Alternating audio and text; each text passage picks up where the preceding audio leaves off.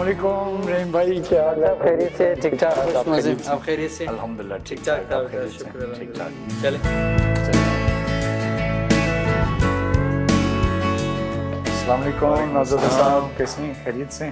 सब खैरियत से हैं? अल्हम्दुलिल्लाह, आप ठीक हैं? ठीक है खैरियत आपका? से? ठीक ठाक है। अल्हम्दुलिल्लाह। बहुत बहुत शुक्रिया नवाज़ुद्दीन साहब आपके कीमती टाइम का। नाज़रीन, आपने आज के हमारे मेहमान को देख तो लिया और यकीनी तौर पे बहुत ही वेल नोन फिगर हैं इस मुल्क का, लेकिन मुख्तसरन इनके तारुफ के लिए आपको चंद चीज़ें आपको बताना चाहूँगा जो हमारे देखने वालों को पता होनी चाहिए कि असल में पाकिस्तान के सबसे यंगेस्ट एमएनए नवाबज़दा मीर जमाल खान रईसानी हैं कौन, इनका बैकग्राउंड क्या है।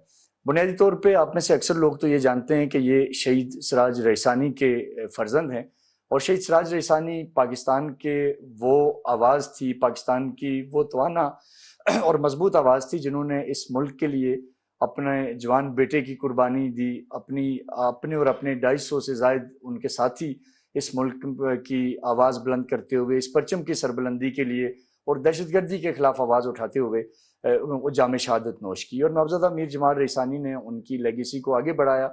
पिछले निगरान हुकूमत में बतौर वज़ीर स्पोर्ट्स बलूचिस्तान में सूबाई वज़ीर खेल रहे, वज़ीर खेल और यूथ अफेयर्स रहे, और अब इस वक्त इन्होंने फिर उसके बाद इन्होंने इलेक्शन कंटेस्ट किया, और इलेक्शन के बाद अब ये मेंबर नेशनल असेंबली हैं। सरियाब का एक हल्का है कोयटा का, जो कि एक इनका आबाई हल्का भी बनता है, और इनके वालिद साहब का एक बहुत बड़ा इन्फ्लुएंस उस इलाके में, वहाँ की ट्राइबल जो कंपोनेंट्स हैं उनकी वजह से एक बहुत बड़ा उनका हल्का अहबाब था जिन्होंने इन्हें मुंतखब किया, और अब ये यहाँ मौजूद हैं as a member national assembly.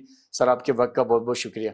तो वैसे आपकी रूटीन है, सवेरे उठ जाते हैं या आज कोई हमारी रिक्वेस्ट पे हमने आपकी नींद खराब की? बिल्कुल डॉक्टर साहब, मैं बहुत सुबह उठता हूँ, मॉर्निंग पर्सन हूँ। मैं बल्कि जॉगिंग करता हूँ सुबह फजर के टाइम। लेकिन सुबह उठना मेरे ख्याल से एक अच्छी आदत है, और यंग लोगों को वैसे भी एक्टिव होना और आप चाहिए। तो माशाल्लाह फिर स्पोर्ट्समैन भी हैं, आपकी तो एक रूटीन ही ज़ाहिर है, फिर बिल्कुल स्पोर्ट्समैन और वो भी फुटबॉलर, ऐसे ही है जी। तो वो तो वैसे ही माशाल्लाह। और आप इतने स्मार्ट भी हैं, हम भी आपको कॉपी करना चाहते हैं लेकिन हो नहीं पा रहा। बिल्कुल। तो तो मेरे ख्याल से ये सुबह उठना एक अच्छी नेमत भी है और अच्छी आदत है। बहुत सारे लोगों को करनी चाहिए, सुबह जल्दी उठें ताकि दिन आपका बड़ा होगा, बहुत सारे काम आप कर सकेंगे।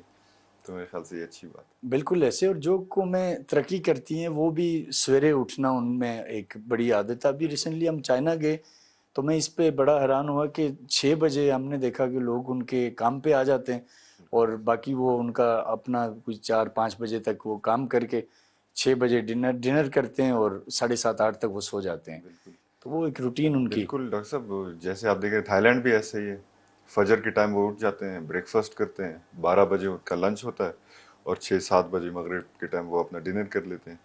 वो ऐसे ही आगे बढ़ते हैं। एग्जैक्टली आपका टाइमिंग तो ज़ाहिर है थाईलैंड का एक्सपोजर है, और फिर आप बलूचिस्तान की एक रॉयल फैमिली से हैं, नवाब फैमिली से हैं, तो अब आप इस्लामाबाद में हैं। इस पे कोई थोड़ा सा अगर कंपैरिजन करें आपकी अपनी पर्सनल लाइफ, थाईलैंड में आप की रूटीन कैसी थी, फिर बलूचिस्तान में कैसी है, और अब ज़ाहिर आपको ज़्यादा time being a member national assembly Islamabad रहना पड़ता है, तो पर्सनल लाइफ, घर की लाइफ की हद तक कि घर की वहाँ लाइफ। आप कैसे अपनी एक्टिविटीज़ करते थे। बलूचिस्तान का फिर ज़रा डिफरेंट इन्वायरमेंट है, ट्राइबल लोग आपके पास आते हैं, मिलते हैं, और फिर इधर का है, थोड़ा सा इस पे हमारे देखने वालों को बताइएगा। बिल्कुल बहुत फ़र्क है। थाईलैंड में ज़्यादातर मैंने स्टूडेंट लाइफ गुजारा है। तो स्टूडेंट की तरह सुबह उठते थे, असाइनमेंट्स होते थे, क्लासेस होते थे। जहाँ तक बात है बलुचिस्तान की, कबायली हमारी रिवायतें हैं। कभी जिरगा हो जाता है सुबह तो लोग आ जाते हैं, हल्के के लोग आ जाते हैं। और अगर इस्लामाबाद की बात करें तो थोड़ा बहुत बलुचिस्तान की तरह ही है, लेकिन ऑफिस वाला माहौल है यहाँ। क्योंकि ज़्यादातर काम जो होते हैं ऑफिस से निकलते हैं। जिरगा हम यहाँ नहीं कर सकते थे। हमारे हल्के के जितने भी लोग हैं उनकी हमारे पास अप्रोच नहीं है, लेकिन अगर सीधे सीधे लोग आ जाते हैं, कोई ऑफिस चला जाते हैं, तो हम उनको कंपनी करते हैं ताकि उनकी काम है जो वो निकल जाए। तो बहुत सारे फ़र्क हैं, लेकिन अल्हम्दुलिल्लाह सब में अच्छी कारकर्दगी रही है।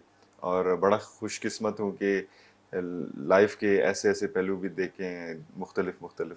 तो बड़ा चैलेंजिंग भी है, कभी कभार नेमत भी है। तो बड़ा कॉम्प्लेक्स है जी। और आपको अपनी स्पोर्ट्स के लिए वक्त मिलता है? अब ज़ाहिर है जब से आप पहले आप सूबाई मिनिस्टर स्पोर्ट्स रहे केयर टेकर में, तो कुछ हमने आपके वीडियोस भी देखी, पिक्चर्स भी हम अपने नाज़रीन को भी दिखाने की कोशिश करेंगे कि आप खुद मिनिस्टर होते हुए भी फुटबॉल ग्राउंड में भी रहे, एक्टिविटीज़ भी करते रहे, टीम्स को बाहर भी ले गए, तो खुद के लिए अब कितना टाइम मिलता है स्पोर्ट्स के लिए? डॉक्टर साहब मुश्किल है, लेकिन स्पोर्ट्स के लिए निकालना पड़ता है, क्योंकि जब आप एक पार्लियामेंट में या एक मीटिंग में बहुत टाइम गुजारते हैं तो आपका एनर्जी लेवल लो हो जाता है, और उस एनर्जी लेवल को बढ़ाने के लिए, रिलैक्स होने के लिए मुख्तलिफ लोग मुख्तलिफ काम करते हैं। तो मैं स्पोर्ट्समैन, एज ए स्पोर्ट्समैन मैं हर टाइम एक दिन में 40-50 मिनट में निकालता हूँ, जिम के सूरत में हो, ट्रैकिंग की सूरत में हो, फुटबॉल की सूरत में हो, ताकि जो मेरा माइंड है वो रिलैक्स रहे, और उसी तरह हम जो डिसीजन मेकिंग करते हैं मैं चाहता हूँ कि रिलैक्स माइंड के साथ करें, ताकि जो हमारे पर्सनल फील बायसम है वो हमारे दरमियान ना आ जाए। आपसे ये सारी चीज़ें डिस्कस करेंगे, कुछ पॉलिटिकल ज़ाहिर है जो मुल्क का हालात हैं उस पर भी बात करेंगे, और आपकी इस्लामाबाद में फेवरेट आप कहाँ बैठते हैं, कॉफ़ी पसंद है, चाय पसंद है, थाई फूड खाते हैं, क्या आपकी इंटरेस्ट है, वो भी हम आपको ज़हमत देंगे कि आप हमारे साथ चलें। तो इंशाल्लाह ताला ये सारी चीज़ें हमारे नाज़रीन को हम दिखाएंगे आज आपको स्क्रीन के ज़रिए।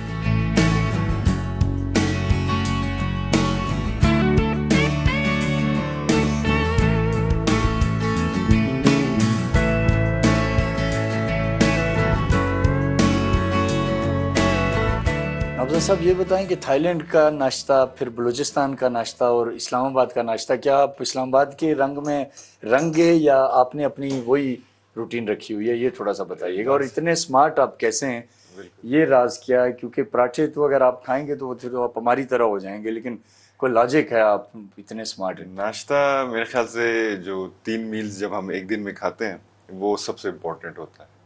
हम जब मैं फुटबॉल खेलता था तो नाश्ते पे बड़ा फोकस करता था ठीक। कि प्रोटीन उसमें हो आपके, ताकि आपका दिन जो एनर्जी के साथ गुजरे। पराठे तो आप देख रहे हैं कि ठीक नहीं है, लेकिन फिर चने हैं या रोटी है, ये ब्राउन ब्रेड है, ऑमलेट हो गया, ताकि वो प्रोटीन आपको दे, ताकि आप एनर्जी के साथ अपना दिन गुजारे। लेकिन बलूचिस्तान का अगर हम बात करें तो बहुत हैवी नाश्ता है, खासकर अगर हम पाकिस्तान की बात करें तो हमारे लोग डाइट पे ज़्यादा फोकस नहीं करते। सही।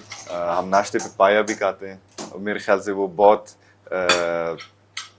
एक हैवी मील होता है। सही। और थाईलैंड बहुत वो स्टीम्ड, कुक्ड और प्रोटीन एग्स पे ज़्यादा फोकस करते हैं, तो हमने तो आज मिक्स किया हुआ है, देखें अभी। तो इस्लामाबाद में आपकी अमूमन रूटीन यही है, या आपकी ओवरऑल थाईलैंड में, बलूचिस्तान में भी यही है? मैं ज़्यादातर एक ही रूटीन रखता हूँ। मैं ज़्यादातर ब्लैक कॉफ़ी, ब्राउन ब्रेड और ऑमलेट। ठीक ठीक, ज़बरदस्त है ये। तो इसी वजह से आपकी ये स्मार्टनेस का नाज़रीन राज है नवाबज़दा मीर जमाल साहब की, और ये बड़ा ज़रूरी भी है ज़ाहिर एक स्पोर्ट्समैन के लिए और आपके लिए। डाइट को ख्याल रखना बहुत। बिस्मिल्लाह करें सर, आप बिस्मिल्लाह करें।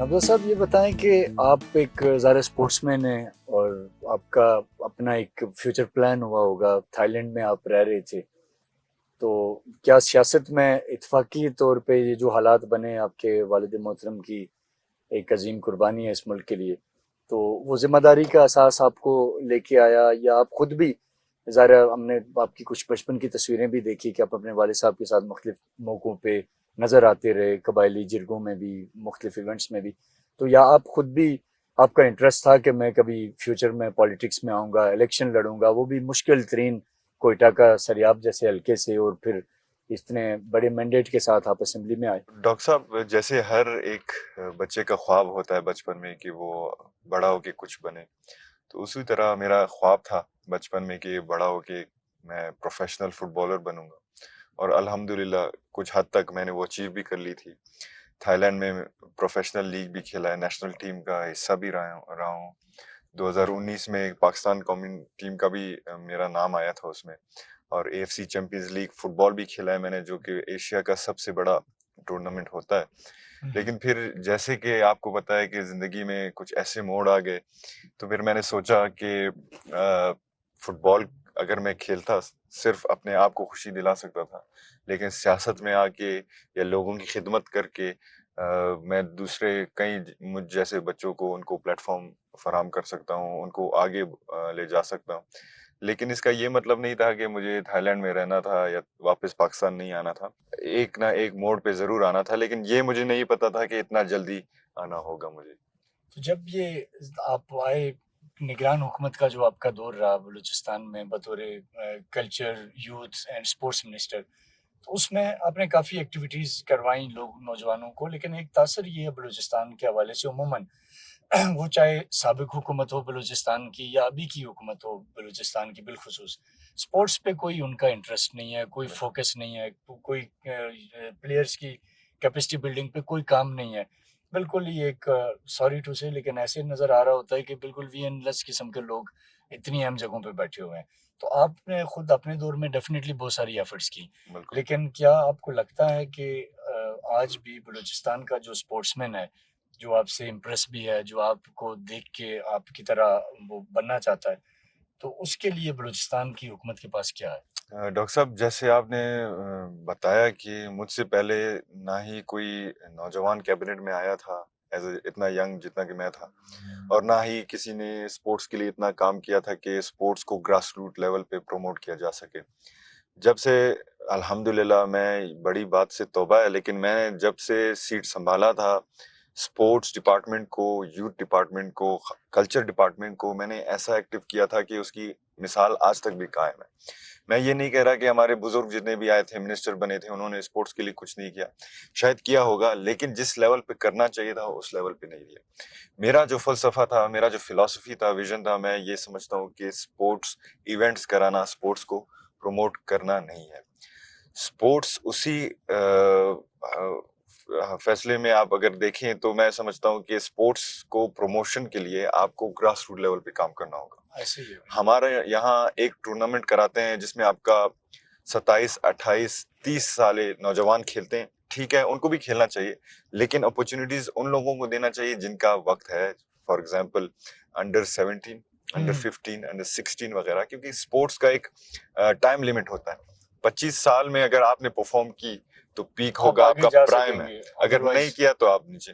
तो ये चीज समझना हमारे बुजुर्गों के लिए और खास तौर पर हमारे कोचेस के लिए ये मुश्किल है, और मैं समझता हूँ कि ये चीज हम ही उनको समझा सकते हैं, जो कि इस दौर से गुजरा है, कि इतना स्ट्रगल करते हुए आप प्राइम तक पहुंचते हैं, और फिर अगर आपके पास प्लेटफॉर्म नहीं है, फिर आप तो उनको प्राइम से पहुंचने से पहले हमें प्लेटफॉर्म फराहम करना। नवाज़ा साहब, बिल्कुल ये अलमिया है कि ज़ाहिर है बलूचिस्तान में स्पोर्ट्स का और ये सारा जो फुकदान है, मसाइल हैं।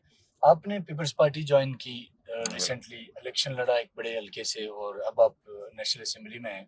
बलूचिस्तान की डेफिनेटली आप आवाज़ हैं, लेकिन बलूचिस्तान में हम कुछ ऐसी आवाज़ें भी देख रहे हैं जो पिछले दिनों कुछ मुजाहरे भी हुए, ग्वादर की तरफ एक मार्च भी हुआ, और बहुत सारी ऐसी बातें की जा रही हैं जिनसे लग ये रहा है कि एक बलूचिस्तान की डेवलपमेंट को लेके सवाल उठाने की बातें हुई हैं। बहुत से इश्यूज हुए हैं जो आप उनके विटनेस हैं। तो आप क्या समझते हैं कि ये जो आवाज़ें हैं, ये क्या इंडिजिनियस आवाज़ें हैं, लोगों के जेन्युइनली इतने मसाइल हैं कि अब वो उनके कंट्रोल से बाहर हो गया, या कोई इसमें बैरूनी फैक्टर है, कोई फॉरेन फंडेड है, कि क्या इसको कहेंगे आप? देखिए जी, डॉक्टर साहब, बलुचिस्तान का मसला बहुत कॉम्प्लेक्स है और गुंजल है मेरे हिसाब से। और जब से आप एक मसले को डिफाइन करके उसकी सलूशन नहीं निकालते, आप बलुचिस्तान के मसले को हल नहीं कर सकते। अगर हम बात करते हैं करप्शन की, बहुत बड़ा मसला है। अगर हम बात करते हैं तालीम की, इंफ्रास्ट्रक्चर की, हेल्थ की, मसले बहुत ज़्यादा हैं।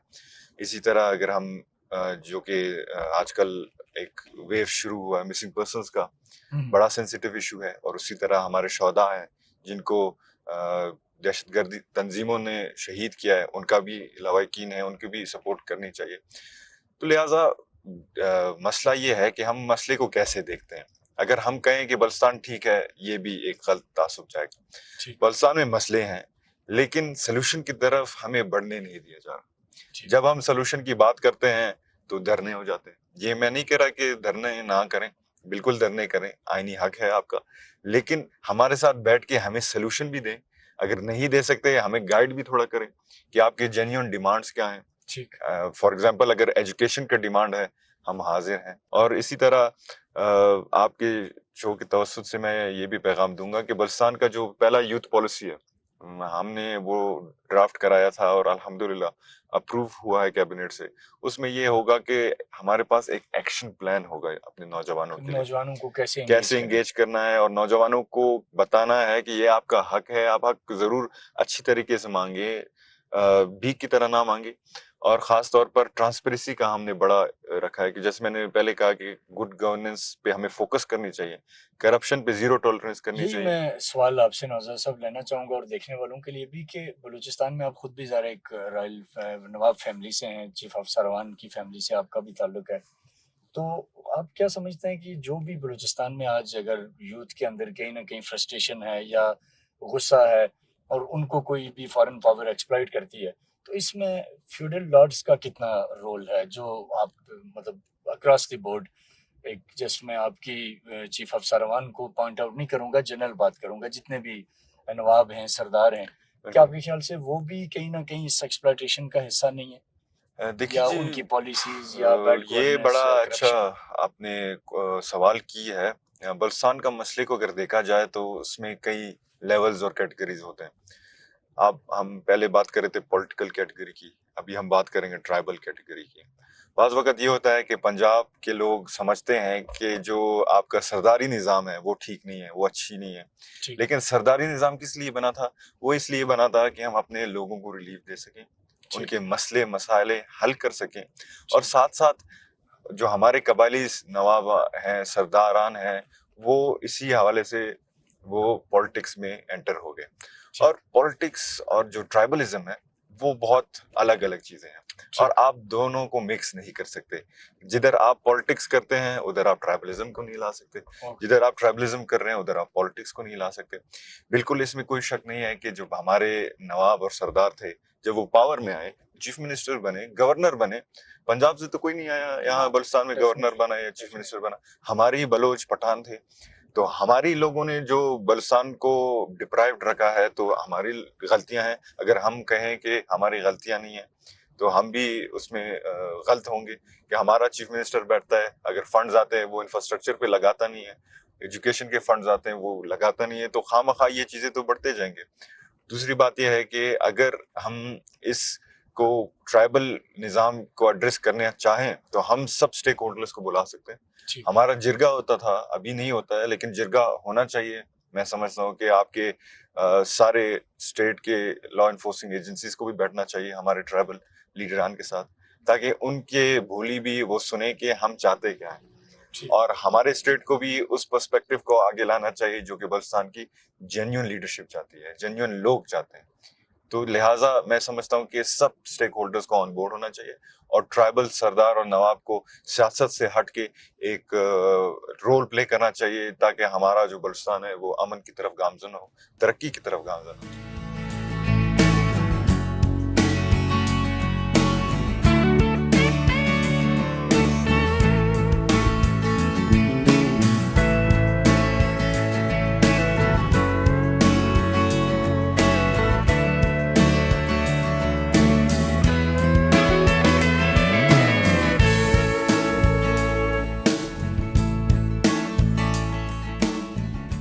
दारुल हुकूमत में खड़े हैं और हमारी खुशकिस्मती है कि अब आप नेशनल असेंबली में हैं, तो यहाँ भी देखें तो ये ग्राउंड एज सच वो फैसिलिटी नहीं है जो कि एक इस्लामाबाद में, ज़रा इंटरनेशनल क्रिकेट की तो वो चलें चंद एक ग्राउंड है वो तो हैं, लेकिन इस टैलेंट के लिए जो अब ये बच्चे हैं तो इनके लिए आपसे हम ये उम्मीद रखते हैं कि आप नेशनल असेंबली में इस पे आवाज़ उठाएंगे। बिल्कुल, as a sportsman, as a नौजवान, मैं समझता हूँ कि स्पोर्ट्समैन का जो बेसिक राइट होता है वो ये होता है कि आप उनको फैसिलिटीज प्रोवाइड करें। हमारे यहाँ अगर हमारे पास ग्राउंड्स अच्छे नहीं है, ट्रेनिंग सेंटर्स अच्छे नहीं है, हम कैसे, पैशन तो हमारे पास है, टैलेंट तो हमारे पास है, इस पे इंशाल्लाह मैं जरूर नेशनल असेंबली पे आवाज भी उठाऊंगा। चेयरमैन साहब से मैंने रिक्वेस्ट भी की है कि बलूचिस्तान में एक आप क्रिकेट या फुटबॉल ग्राउंड आप उसके इनिशिएटिव लें और साथ साथ जितने भी हमारे स्पोर्ट्स बॉडीज हैं उनसे भी मैं रिक्वेस्ट करता हूँ आए एक पेज पे हो जाए। स्पोर्ट्स को ही हमें प्रमोट करना है, रिकमेंडेशन दें, सियासत बिल्कुल ना करें। जी। सियासत जो तबाही हमारे स्पोर्ट्स में है उसकी बड़ी वजह यह है कि हम सियासत करते हैं। यानी वो Parallel स्पोर्ट्स के bodies. अंदर जो फेडरेशन या जो ग्रुप्स या जो बने हुए फैसिलिटीज बिल्कुल फेडरेशंस भी बनी है, पैरेलल बॉडीज भी बनी है। दूसरी ये है कि जो हमारे स्पोर्ट्स के मैदान है उनमें भी हम सियासत करते हैं, उनमें भी हम जलसे करते हैं। क्या बाहर मुल्क में ये होता है? नहीं होता। स्पोर्ट्स पॉलिसी को आप अपना अपडेट करें और इसमें ये लागू जरूर करें कि स्पोर्ट्स के मैदानों में कभी भी किसी को भी आप इजाजत ना देंगे कि वो आके जलसे करे और हमारा जो स्पोर्ट्स का ग्राउंड स्पोर्ट्स के लिए बना है उसको सियासत के लिए इस्तेमाल करें। और दूसरी टीम की तरफ भी हम चलते हैं, ये तस्वीर हो जाए फिर नाज़रीन। हम आपको बेसिकली ये जो इस वक्त हम नवाबज़ादा मीर जमाल रेसानी साहब के साथ हैं, हमने इन्हें रिक्वेस्ट की, इनकी एक एक्टिविटी प्लान थी तो हम उसका हिस्सा बने, साथ आए। तो इनका ये देख के हमें भी बड़ा अच्छा लगा कि यूथ से मिलते हैं, स्पोर्ट्समैन हैं, खुद भी बलूचिस्तान में बतौर वज़ीर खेल बड़ी इन्होंने एफर्ट की। लेकिन अब क्योंकि ये एक बहुत बड़े अवान, पाकिस्तान के सबसे बड़े अवान में है, नेशनल असम्बली में है, बड़ा फोरम है, तो हमें इनसे ज़ाहिर सवाल भी करने हैं, इनके सामने ये जो खस्ता हाली है वो भी रखनी है। तो अब हम यहाँ दो टीमों से मिले। ये खुरम साहब शायद इस्लामाबाद की टीम है जी, इस्लामाबाद और अब जो है सिंध की टीम है। जी। तो थोड़ा सा मैं इसके इस्लामाबाद के डायनामिक्स बता दूं जी कि अगर पूरा फैसिलिटीज वाइज देखा जाए, पूरे अगर डोमेस्टिक के हवाले से ग्रास रूट जो क्रिकेट होती है, club cricket, one of the best जो अगर इंफ्रास्ट्रक्चर है वो आपको इस्लामाबाद में नजर आएगा। जिंदगी इस्लामाबाद में डायमंड क्रिकेट ग्राउंड है, फिर आपका शालीमार क्रिकेट ग्राउंड है। फिर इस्लामाबाद की एक तारीख है कि यहाँ पर पाकिस्तान की 70% जो है आपकी domestic cricket first class matches वगैरह होते रहे हैं। और यहाँ सबसे अच्छी बात ये है कि हर क्लब के पास यहाँ पे एक क्रिकेट ग्राउंड है जिसमें ये फैसिलिटी है। बाकी अगर दूसरे एरियाज में जाए तो इस तरह की फैसिलिटीज नहीं है। जिस तरह से नवाब साहब से उस वक्त बात हो रही थी, स्पेशली बलूचिस्तान में बहुत ज्यादा टैलेंट है, तो हम उसको टैलेंट को हमें ना प्रमोट करना चाहिए। जिस तरह से KPK से काफी ज्यादा प्लेयर्स आने स्टार्ट हो गए हैं, आपके पंजाब से ज्यादा आते हैं, तो इस तरह की फैसिलिटीज उधर भी होनी चाहिए। तो बाकी अभी सेन की तरफ चलते हैं, फिर उधर के हवाले से मैं थोड़ा सा आपसे डिस्कस करता हूँ, स्पेशली न्याज स्टेडियम के हवाले से। शुक्रिया सर कि आपने ये सारी एक्टिविटी में हमारे नाज़रीन को देखने का मौका दिया। मलिक साहब आपका बहुत बहुत शुक्रिया कि आपने ये सारी चीज़ों में हमें भी बताया कि जिस तरह से यहाँ एक्टिविटी हो रही है। तो सर सिंध के ऊपर भी अब आते हैं। आपकी ज़रा पार्टी बेसिकली आपकी क़यादत भी सिंध में है और सिंध का बड़ा नाम भी है, सियासत में भी कबायली एतवार से भी, और चेयरमैन साहब आपके वो भी यूथ हैं। तो लेकिन क्या वहाँ की यूथ को वो फैसिलिटीज़ हैं? ये जो नौजवान हैं इनसे आप ज़रा अपने तौर पे भी बात करेंगे, और अगर नहीं है तो उनको कैसे आप अपग्रेड करेंगे? बिल्कुल जी, जैसे मैंने पहले भी अर्ज की है कि जो हमारा चेयरमैन है उनका यूथ पे और ख़ास तौर पे स्पोर्ट्स पे बड़ा फोकस है। और आपने शायद देखा होगा कि जो हमारे सिंध के स्पोर्ट्स मिनिस्टर हैं मोहम्मद बख्श मेहर साहब, वो खुद भी नौजवान हैं और स्पोर्ट्समैन भी हैं, क्रिकेट फुटबॉल भी वो खेलते हैं। तो लिहाजा आहिस्ता आहिस्ता बेहतर हो रहे हैं और उन्होंने कुछ इनिशिएटिव्स लिए हैं, क्योंकि स्पोर्ट्स ही एक वाहिद फील्ड है जिसको हम यूटिलाइज करके नॉर्मलिसी की तरफ बढ़ना सकेंगे। क्योंकि हमारे पास कुछ ऐसे नौजवान हैं जो कि स्कूलिंग नहीं करते। एक फैक्ट है कि हमारा जो लिटरेसी रेट है बहुत कम है, खासतौर पर सिंध और बलूचिस्तान में। तो हमें चाहिए कि हम स्पोर्ट्स पे फोकस करें ताकि उनके कैरियर एस्टैब्लिश हो, एंटरप्रेन्योरशिप की तरफ बढ़े या तो स्पोर्ट्स की तरफ बढ़े।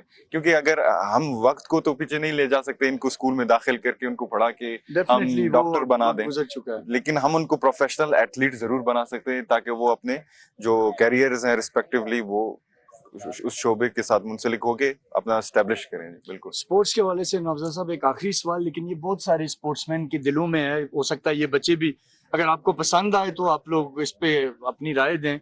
और कि जो बच्चे क्रिकेट खेलते हैं या जो फुटबॉल खेलते हैं, इनकी एक लाइफ है, जैसे आपने भी कहा कि एक मखसूस टाइम तक ज़ाहिर है, उसके बाद तो अब मेरी एज का बंदा या मलिक साहब तो खैर देखने में यंग लगते हैं लेकिन एज इनकी भी ज़्यादा ही है, आप यंग हैं जेन्युइनली, तो एक लिमिट है, उसके बाद तो आप कुछ नहीं कर सकते, वो खेल नहीं सकते। अब होता ये है सर कि फ़िक्र माश में जब ये बच्चा अगर ये 25 साल का होगा, 30 साल का होगा और इसको स्कोप नहीं मिला, फैसिलिटीज नहीं मिली, ये आगे नहीं जा सका, तो इसको मजबूरन स्पोर्ट्स छोड़ के ये अपनी रोजगार के लिए कहीं जॉब करेगा, बैरून मुल्क चला जाएगा, कोई और काम करेगा। तो आप being a youngest MN in national assembly और फिर बीइंग अ स्पोर्ट्समैन और being a former minister sports, क्या ऐसा कोई रोल प्ले कर सकते हैं इस बड़े आह्वान का इस्तेमाल करते हुए अपनी स्पीचेस में, अपने प्राइवेट इंटरेक्शंस में, पार्टी मीटिंग्स में, कि इस तरह की आप पूरे मुल्क से चंद 100 नौजवानों को, 1000 नौजवानों को आइडेंटिफाई करके उन्हें इतना मंथली कोई छोटा मोटा उन्हें मिलता रहे कि कम से कम वो अपनी स्पोर्ट्स को जारी रख सके, उसे रोजगार की परेशानी की वजह से क्रिकेट को क्रिकेट या ना छोड़ना फुटबॉल को पड़े। या हॉकी को छोड़ के उसे अपनी एक नई दुनिया में ना जाना पड़े। बिल्कुल, ये पॉसिबल है? इंशाल्लाह पॉसिबल है और इस पे हम काम भी कर रहे हैं कि हम अपने, क्योंकि ये अभी नौजवान बैठे हैं, इनका ही दौर आया हुआ है ना। मैं अभी 25 साल का हूँ।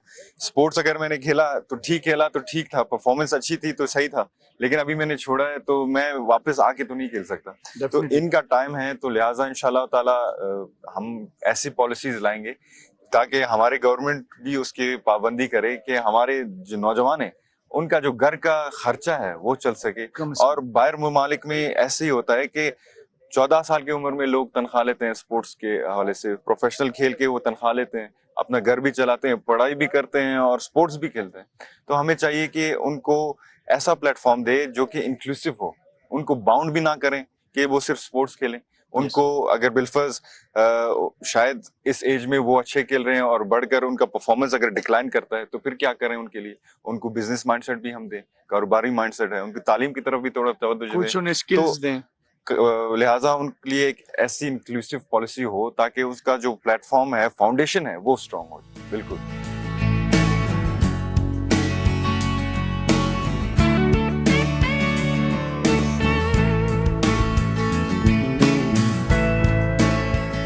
तो सब मैच तो हमने देखी, आपकी एक्टिविटी बड़ा अच्छा है कि आप जैसा मेंबर पार्लियामेंट खुद आके बच्चों से मिलता है, पूछता है, तो ये बड़ा होपफुल है। तो बाकी क्या दिन में कोई रूटीन होती है कि कॉफी शॉफी का मूड होता है आपका, बिल्कुल। दिन में पीते हैं या बिल्कुल, कॉफी का बड़ा शौकीन हूँ, चलें आपको ले जाते हैं चलें फिर कॉफी के आपकी लिए। फेवरेट जगह पे कॉफी पिलाते हैं जी नाज़रीन। आप देखें, आप पी सकेंगे, जरा हम पियेंगे लेकिन आपको दिखाएंगे कि नौजवान साहब किस तरह की कॉफी पसंद करते हैं।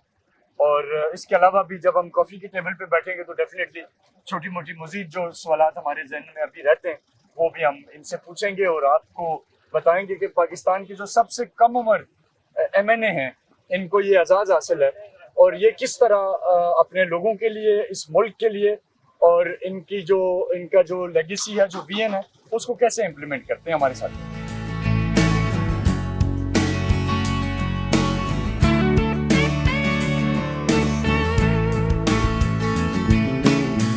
सर, मैं नेशनल पॉलिटिक्स की तरफ आपसे एक दो चीज़ें पूछना चाहूँगा कि अब ज़रा आप बिलावल जरदारी साहब से भी आपकी फ्रीक्वेंट मुलाकातों की तस्वीर आती रहती हैं, आसफ़ अली जरदारी साहब से भी आपके ताल्लुकात अच्छे हैं। तो पीपल्स पार्टी वफाकी हुकूमत में शमूलियत का इरादा रखती है और अगर रखती है तो ये कब तक एक्सपेक्टेड है? इसको कैसे देखते हैं?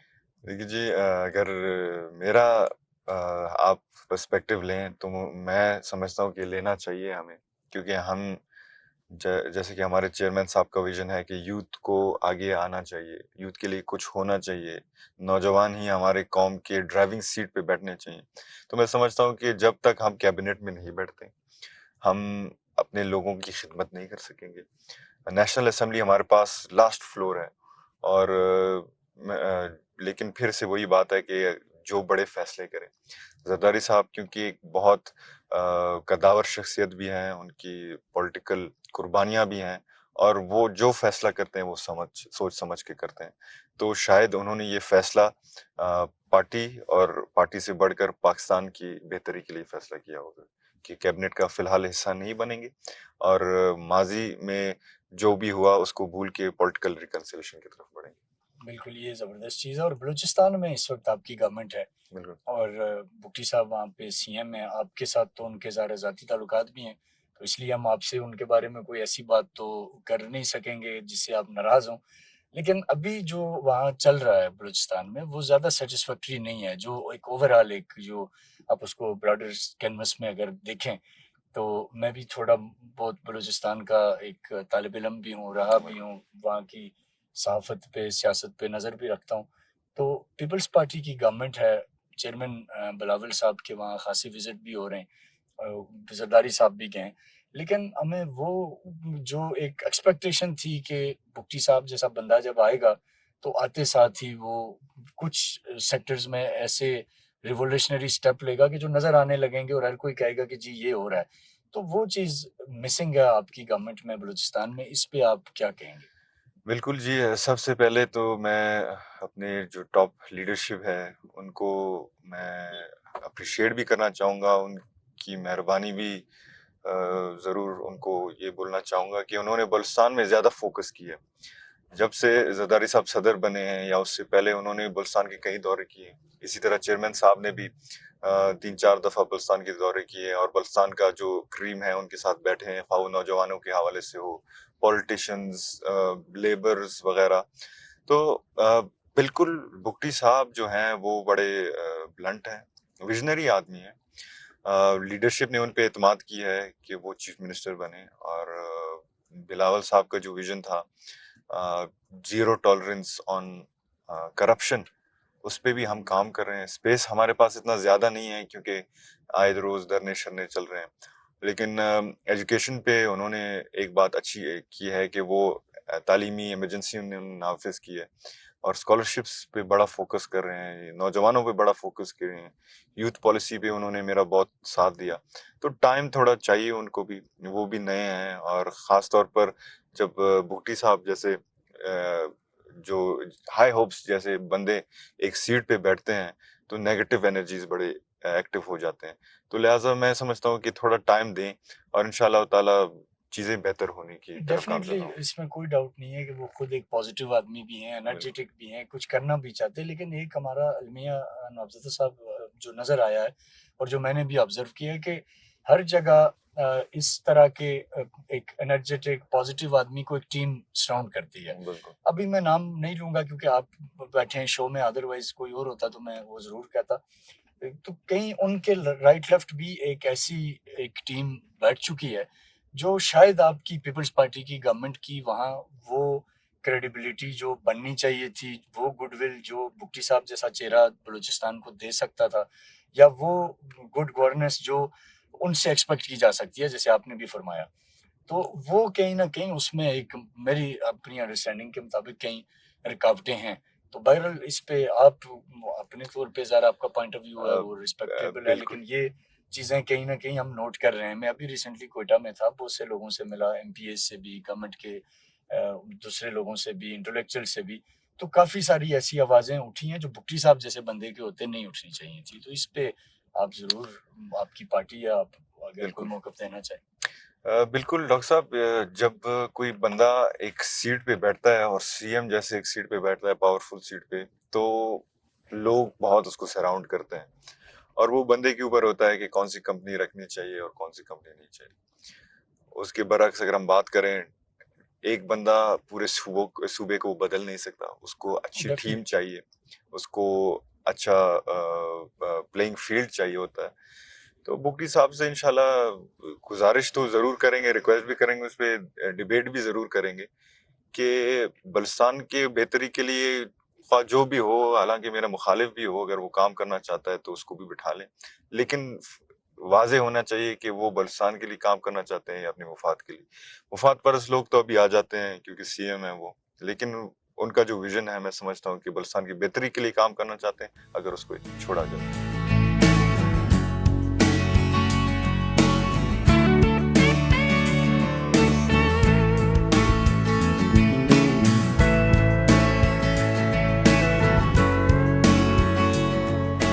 अफजल साहब, ये तो आप हमें बड़ी ज़बरदस्त गावे पे ले आए, कावा आपका। तो मेरे ख्याल है ज़रा बलूचिस्तान में भी लोग क्योंकि कावा पसंद करते हैं, बिल्कुल। तो थाईलैंड में भी क्या वो इस तरह की चाय है जो जिसको हमारे यहाँ ग्रीन टी या कावा या इस तरह कहते हैं? बिल्कुल। ये इसकी पसंद करने की क्या वजह है? गावा का डॉक्टर साहब, सबसे पहले तो ये मेरा बहुत पसंदीदा फेवरेट कैफेज में से एक है, क्योंकि ये हमारा जो बलुस्तानी बलूची ट्रेडिशन है उसका भी रिफ्लेक्शन देता है और साथ साथ गावा की कुछ हेल्थ बेनिफिट्स भी हैं।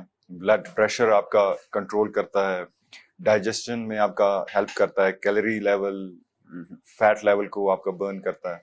तो ये सारे, और साथ साथ जैसे आपने कहा थाईलैंड में वो हर्बल टीज के बड़े शौकीन हैं, तो मैं समझता हूँ कि गावे से बेहतर कोई और ड्रिंक नहीं है जो हम पी सकें। जबरदस्त सर। तो अब क्योंकि जब आपके पास हम गावे की टेबल पे बैठे हैं, तो आपसे हम थोड़ी सी मजीद पर्सनल कुछ सवाल करना चाहेंगे आपकी इजाज़त से।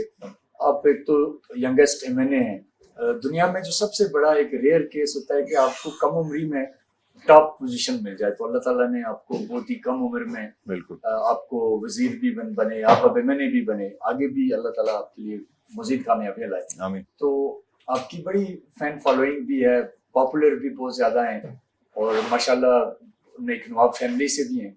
तो शादी का क्या इरादा रखते हैं? लड़कियां बड़ी आपको पसंद करती हैं, तो वो क्या आप इस पे शर्मा रहे हैं, लेकिन क्या आपका क्या कि थाईलैंड में कोई शादी का प्रोग्राम है, बलूचिस्तान में है या शहरी इक़्तिदार में है? डॉक्टर साहब, शादी एक बहुत बड़ा फैसला होता है और मैं समझता हूँ कि किसी न किसी मोड़ पे ये फैसला जरूर हमें करना पड़ता है, लेकिन अल्हम्दुलिल्लाह फिलहाल मैं गोल ओरिएंटेड हूँ और वालदा की मैं मर्जी की शादी ही करूंगा, ख्वाह वो थाईलैंड से हो या बलूचिस्तान से या शहर इक़्तिदार से।